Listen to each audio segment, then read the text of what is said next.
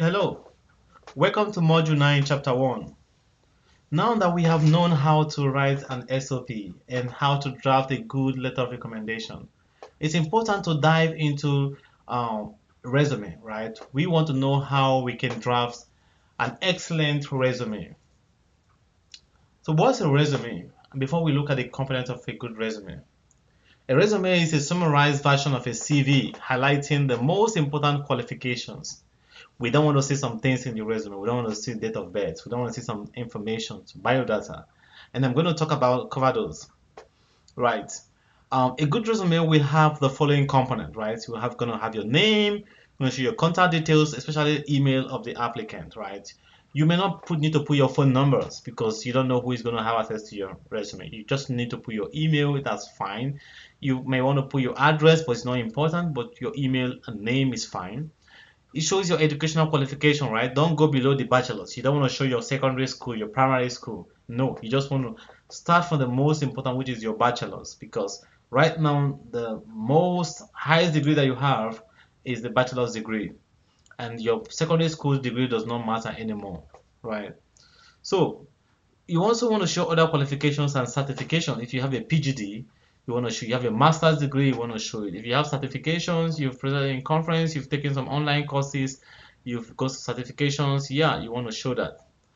So undergraduate topic, you can show your undergraduate topic, which but it's optional, right? If you want to show some things to help improve your resume, you can put that. You need to create section for detailed work experience and duties. Use bullet points to highlight your duties. So for each work or each job you've done in the past, you want to use bullet point to show what duties or what tasks did you perform for each of those jobs. There's a section for publications, for conferences and workshops. If you have them, you can add. If not, they're optional. A section for internship experience, leadership experience, voluntary activities, and community service. I want to mention here that voluntary activities and community service are very important. They show that how compassionate you are, and I tell you as a matter of fact, they can really help you to be considered, right? You want to highlight your objectives or your career passion, right? So I'm going to show you that. Let's walk through an example of a good resume. And at the end of the day, I'm going to provide the sample document where you can be able to have access.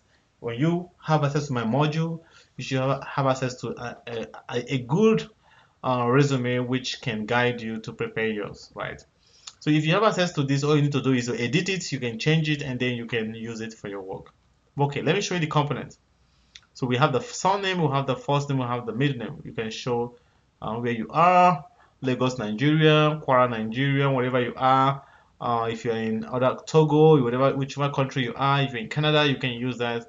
And then you have to add your email. Like I say, I will rather use my name to create I should be able to create a new email for this if the email address I have does not portray who I am. So you have to show your educational qualification, and we start from looking at the university, the bachelor's degree.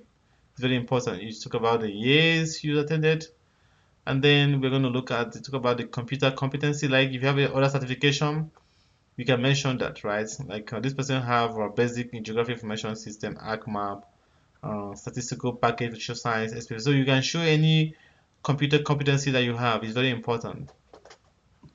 Professional qualification. If you have professional qualification, you can add it. Maybe you have Red Cross certification in human relationship management, customer relationship management, whatever it is, project management.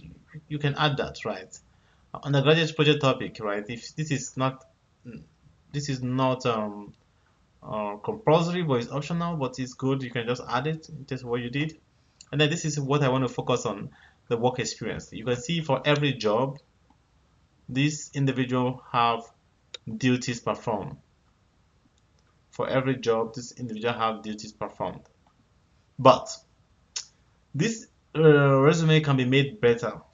For example, if you use 5 bullet points for each job, make sure each job have 5 bullet points. If not, reduce them to the minimum. You can make two bullet points or 3 bullet points, but make sure they are consistent. So for every job, there's a bullet point that summarizes the duties. For every job, there's a bullet point that summarizes the duties for every job. And when you're done, you also make sure you mention the years. So it's always good to put the highest or the earliest job experience will be at the top, and the first ones will be at the bottom. Now the skills. What skills do you have? Critical thinking and problem solving, teamwork and collaboration, professionalism and strong work ethic, all-round written communication skill, leadership. So these are the skills that you can mention. Intern. Have you done any internship before? Mention when you did the internship. Voluntary activities. Have you volunteered before? Mention you volunteer, right? It's very important. Use bullet point to mention what voluntary activity you've done, and it's very important you also put the dates. The conference, if you attend any conference, you can put them. Very important. And then leadership experience. So you can go ahead and put some leadership experience, right? In terms of if you have any leadership experience, you can put them there. And then career objective: a passionate, versatile, dedicated, effective individual who is seeking to contribute towards enhancing a overall organizational strategic plan for productivity and profitability. Highly motivated, teachable, fast learner, targets driven and intelligent with problem solving skills, good interpersonal relationship, team spirit, and the ability to work with little or no supervision. So that is very important. So you'll be able to put your career objective. Right? It must not be the same. Mine is more different than this, and it can be more of research, right? So you don't need to provide your resume, your reference, because your references can change. So just your references will be provided upon request.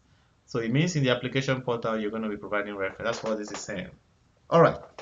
So your resume can be a little bit different from this, but this is just like a test, more like a guide, right? So it's important that you can take advantage of this, and then you'll be able to use it to build your own resume. All right, I hope this helps. And yeah, so just to summarize what we've talked about, I'm going to remind you that a good resume should portray certain components which are very important. By the time you've done reviewing these components, you should be able to provide a good resume. Please, I don't want to see your date of birth, place of birth. There's some information that are not important, right? You want to write a professional resume. And I hope this helped you, and I'll see you in my next one.